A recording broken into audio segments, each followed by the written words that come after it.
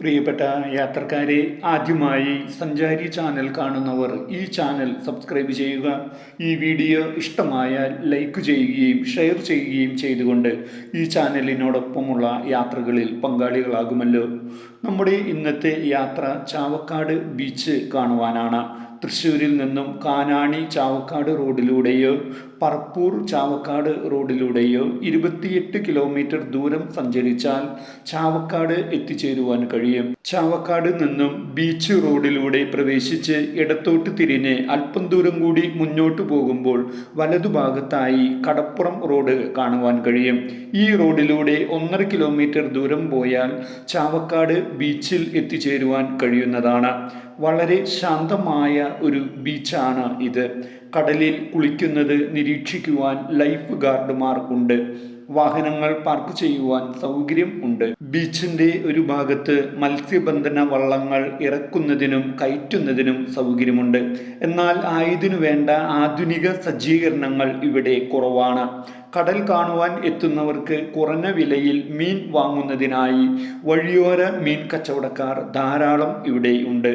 തൃശ്ശൂർ ജില്ലയിലെ ഉത്സവങ്ങൾ, പെരുന്നാളുകൾ എന്നിവ വന്നാൽ അതിരാവിലെ ഫ്രഷ് മീൻ വിലക്കുറവിൽ വാങ്ങുന്നതിനായി ജില്ലയുടെ പല ഭാഗത്തു നിന്നും ധാരാളം ആളുകൾ എത്തിച്ചേരുക പതിവാണ്. പൊതുവെ ശാന്തമായ ഈ കടൽ തീരത്ത് സന്ധ്യാസമയങ്ങളിൽ സമയം ചെലവഴിക്കുവാനായി നിരവധി ആളുകൾ വരാറുണ്ട്. സൂര്യാസ്തമയം കാണുവാൻ മനോഹരമാണ്. ഐസ്ക്രീം വിൽക്കുന്നവരും പട്ടം വിൽക്കുന്നവരും ബലൂൺ വിൽപ്പനക്കാരും എല്ലാം ബീച്ചിലെ സഞ്ചാരികളെ ആശ്രയിച്ച് കഴിയുന്നു. ബീച്ചിൻ്റെ വലതുഭാഗത്ത് കുട്ടികൾക്ക് കളിക്കുവാനുള്ള ഇടം ഒരുക്കിയിട്ടുണ്ട്. ഒറ്റപ്പെടൽ തോന്നുമ്പോഴും മറ്റ് പ്രശ്നങ്ങൾ നേരിടുമ്പോഴും ഒക്കെ ബീച്ചിൽ പോകുവാൻ ഞാൻ വളരെയധികം ഇഷ്ടപ്പെടാറുണ്ട്. കടൽ തിരമാലകളുടെ ശബ്ദവും പ്രകൃതിയുടെ ശാന്തമായ ശബ്ദങ്ങളും കേട്ട് തീരത്ത് അങ്ങനെ ഇരിക്കുമ്പോൾ മനസ്സിനും ഹൃദയത്തിനും ഊഷ്മളതയും സമാധാനവും നൽകുന്നു.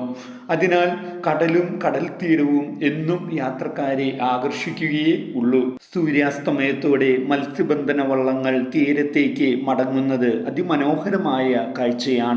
തിരമാലകളെ കീറിമുറിച്ച് വള്ളങ്ങൾ തങ്ങളുടെ ലക്ഷ്യസ്ഥാനത്തേക്ക് മടങ്ങുമ്പോൾ ചിലപ്പോൾ ഒരു മീൻ പോലും ഇല്ലാതെ ആയിരിക്കാം.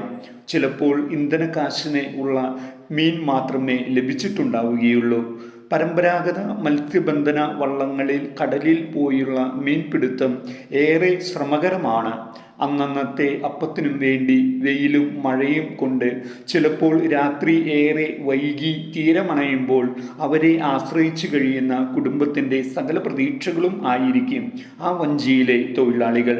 ഓരോ ദിവസവുമുള്ള ഈ പ്രതീക്ഷകളാണ് മത്സ്യബന്ധന തൊഴിലാളികളുടെ ജീവിതം മുന്നോട്ട് കൊണ്ടുപോകുന്നത്. മത്സ്യബന്ധന തൊഴിലാളികളെ കൂടി ഉൾപ്പെടുത്തിക്കൊണ്ടുള്ള ഒരു ടൂറിസം ഭാവിയിൽ നടപ്പാക്കും എന്ന് പ്രതീക്ഷിക്കാം. അടുത്ത മനോഹരമായ വിനോദസഞ്ചാര സ്ഥലത്തിൻ്റെ വീഡിയോയുമായി നമ്മൾക്ക് വീണ്ടും കാണാം. എല്ലാവരും സഞ്ചാരി ചാനൽ സബ്സ്ക്രൈബ് ചെയ്തുകൊണ്ട് ഈ യാത്രയുടെ ഭാഗമാകുമല്ലോ. നന്ദി.